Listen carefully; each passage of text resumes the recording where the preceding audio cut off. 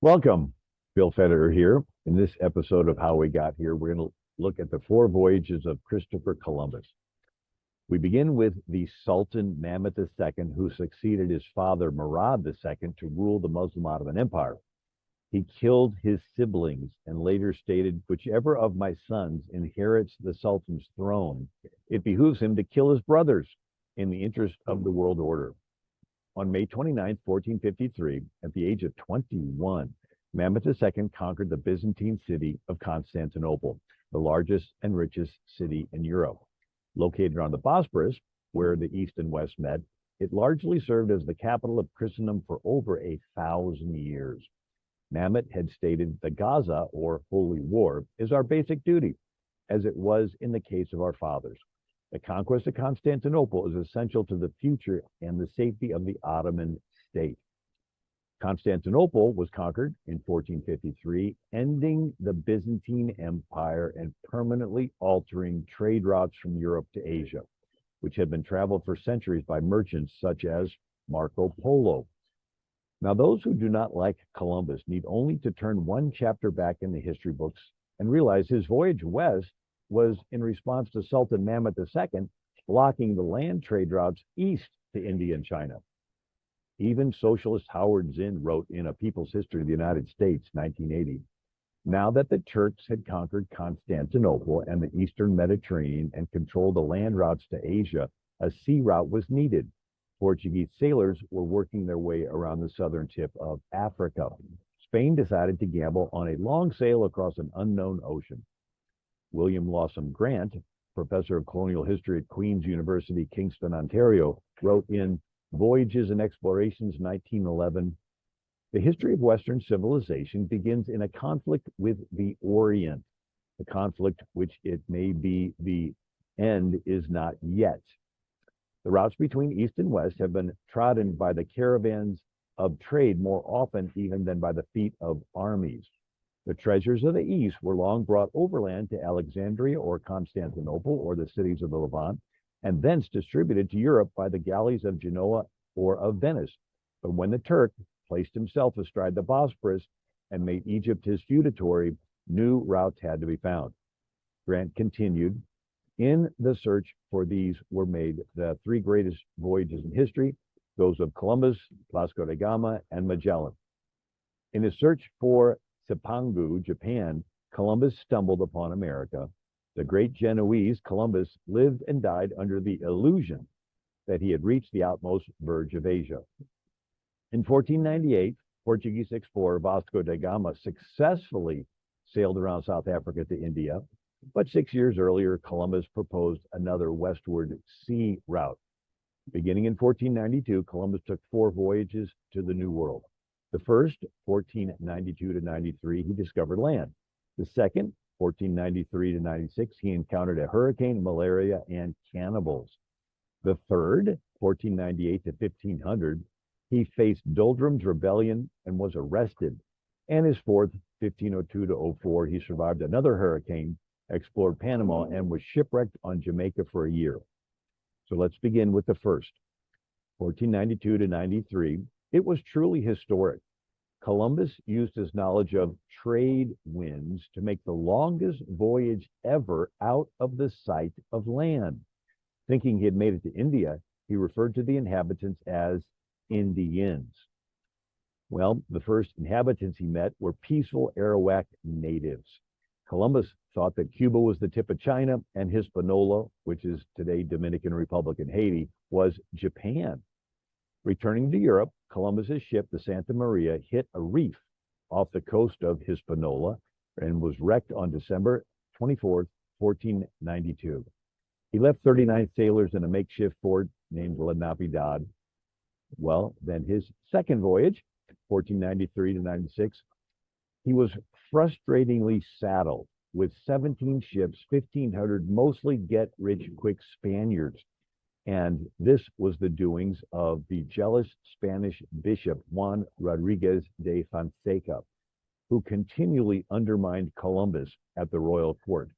Fonseca thought it was a mistake that the Spanish monarchs, Ferdinand and Isabella, gave so much authority to a non-Spaniard, Columbus being just a low-class Genoese from the rival Italian city-state of Genoa.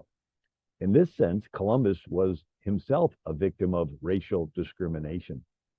Bishop Fonseca is to be blamed for altering Columbus's goal from finding India and China to managing hundreds of ambitious sailors.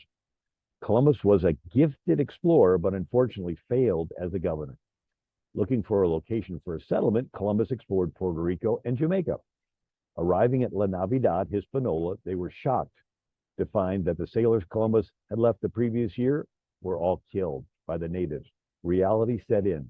Instead of finding paradise, the Spaniards were shocked to discover the existence of the Carib natives. And they were aggressive and would eat and cannibalize the Arawak. And this was a shock to the Spaniards. Well, they settled La Isabela on Hispaniola, but it was destroyed in a hurricane, a storm of unbelievable intensity that none had experienced before.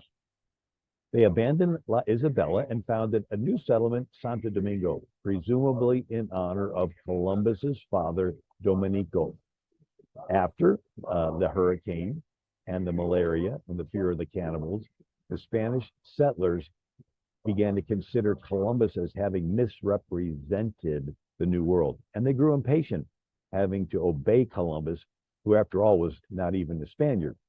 And so they pressured Columbus, who yielded to their greedy demands and allowed them to set up a European-style feudal system of enslaving the natives. They were plantations called mayorazgos. This tragically set a precedent for the next several generations of mistreatment of the native populations. Columbus sailed back to Spain, leaving two younger brothers, Bartholomew and Diego, in charge of Santo Domingo. Then his third voyage, 1498 to 1500. Columbus sailed across the Atlantic, but closer to the equator, he encountered the doldrums, where there was no wind for weeks. Parched, windless heat, blazing sun, Columbus prayed that if the winds returned, he would name the first land after the Trinity, thus Trinidad. Well, Columbus set foot and planted a flag on Paria Peninsula of present-day Venezuela, August 1st, 1498, making him the first European to set foot on South America. He explored the beautiful Orinoco River, speculating that it could be the outer regions of the Garden of Eden. Columbus arrived back at the settlement of Santo Domingo, only to find that the greedy Spaniards had rebelled against his brothers, Bartholomew and Diego. In despair, Columbus sent a letter to the king pleading for help. The letter was intercepted by Bishop Fonseca, who convinced the king to replace Columbus with another governor. This was Bobadilla. Columbus was arrested by Bobadilla. He and his brothers were sent back to Spain in chains. Columbus wrote to a friend and confidant of the queen, Dona Juana de Torres, "I undertook a new voyage to a new world which hitherto had been hidden. They judged me there as a governor who had gone to Sicily or to a city or town under regular government. I should be judged as a captain who went from Spain to the Indies." Columbus's fourth and last voyage, 1502 to 1504. After a 2-year delay, Ferdinand and Isabella finally permitted Columbus to sail May 12, 1502, from Cadiz, Spain, on his last voyage. He was forbidden to visit Santo Domingo, but upon reaching the Caribbean, he saw another hurricane forming. And so he weighed the risk, went into the harbor of Santo Domingo, and the new replacement governor, Arvando, ignored Columbus. He was preoccupied in preparing to send ships back to Spain, along with the governor Bobadilla. Now, this fleet of ships were 30 ships filled with gold and native slaves. Unwittingly, these ships would be heading directly into the hurricane. Columbus's warning was ignored. He was a persona non grata. Arvando ordered Columbus to leave, and he did. Not even taking time to pull his small boat aboard, he sailed as fast as he could to the other side of the island to find shelter from the hurricane, which hit on July 1st, 1502, with such fury that it almost completely destroyed Santo Domingo. Of the treasure fleet, 4 ships returned to Santo Domingo, 25 sank, including the one with Bobadilla, and the one that survived and made it to Spain was the Agua, Aguja, and it was old and slow, and it had not yet cleared the island mangroves when the hurricane hit. When the ship arrived in Spain, to everyone's amazement, it was found to be carrying Columbus's portion of the gold per his initial agreement with Ferdinand and Isabella. The providential nature of this incident vindicated Columbus's reputation, though he did not find out about it for over a year as he was blown around the Caribbean. Describing the violent weather, Columbus recorded, "The tempest arose and wearied me so that I knew not where to turn. My old wound opened up. For 9 days I was lost without hope of life. Eyes never beheld the sea so angry and covered with foam." He continued, "The wind not only prevented our progress, but offered no opportunity to run behind any headland for shelter. Hence, we were forced to keep out in the bloody ocean, seething like a pot on a hot fire. The people were so worn out, they longed for death. After a day and a half of continuous lightning, Columbus's 15-year-old son, Ferdinand, recorded that on December 13, 1502, a waterspout, like a tornado, passed between the ships, the which, had they not dissolved by reciting the gospel according to St. John, it would have swamped whatever it struck, for it draws water up from the clouds, up to the clouds in a column thicker than a water butt, twisting it around like a whirlwind." Columbus's biographer, Samuel Eliot Morison, described Admiral Columbus. "It was the admiral who exorcised the waterspout. From his Bible, he read of that famous tempest off Capernaum, concluding, 'Fear not, it is I.' Then, clasping the Bible in his left hand, with a drawn sword, he traced a cross in the sky and a whole circle around his fleet." Columbus explored the coast of Honduras, Nicaragua, Costa Rica. He briefly landed in Panama, but was too ill and too suspicious of the natives to cross the 50-mile-wide isthmus on foot to the Pacific side, where he could have seen the real route to India and China. As it was, they were attacked by Indians and barely made it out of the shallow Belen River at low tide with 3 of his 4 ships. Another ship was lost in a storm off Cuba. With his last 2 ships worm-eaten and taking on water, he beached them on the island of Jamaica at St. Anne's Bay, June 25th, 1503, marooned for the next year. Natives at first accommodated them, but the situation deteriorated when some sailors began an unruly mutiny. Fearing an attack, Columbus had to act fast. An accomplished explorer, Columbus had been diligent to keep track of the position of the moon and stars in the night sky of the Western Hemisphere, something that had never been observed before. Using astronomic tables made by Rabbi Abraham Zacuto of Spain, Columbus summoned the chiefs of the Indian tribes to his marooned ship on a specific night, February 29, 1504, when he correctly predicted a lunar eclipse. The natives became afraid, and Columbus convinced them that he had divine favor. They abandoned their plans of attacking Columbus and continued to provide food for him and his men. Finally, Columbus's captain, Diego Mendez de Segura, purchased a canoe from the natives and set off with several of them from Jamaica toward Hispaniola, Dominican Republic, or Haiti, crossing 450 miles of an open sea in canoes. Arriving there, Mendez found Governor Ovando in the jungle subduing the Arawak natives. Ovando was not thrilled to hear that Columbus was still alive and waited months to send help. Being rescued at last, Columbus returned to Santo Domingo for a final visit and then to Spain, arriving November 7, 1504. 3 weeks later, his chief patron, Queen Isabella, died.